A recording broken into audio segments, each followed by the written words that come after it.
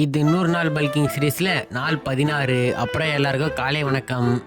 காலைல எழிஞ்சதும் பல்லாம் தைச்சிக்கின்னு நமக்கு தேவையான சாப்பாடெல்லாம் மெஷர் பண்ணி வைக்க ஆரம்பிச்சிட்டேன். அப்படியே சாப்பிட்டு கொஞ்ச நேரம் கழிச்சு ட்ரெஸ்லாம் மாற்றிக்கின்னு ஒரு ஃபிட் செக்கை போட்டு காலேஜுக்கு கிளம்பிட்டேன். சனிக்கிழமை காலேஜ்னால ஒரு 15 பேர் தான் வந்திருந்தாங்க. நான் சும்மா 10 தான் இருந்தேன். அப்புறம் அப்படியே 11 மணி ஆயிடுச்சு. எத்தனை மணி சாப்பாடெல்லாம் சாப்பிட ஆரம்பிச்சிட்டேன். நண்பர்கள் இருந்தால் கூட உட்காந்து சாப்பிட்ருப்பாங்க. எல்லோரும் லீவ் போட்டனால நான் மட்டுமே நவுத்திட்டேன் எல்லாத்தையும்.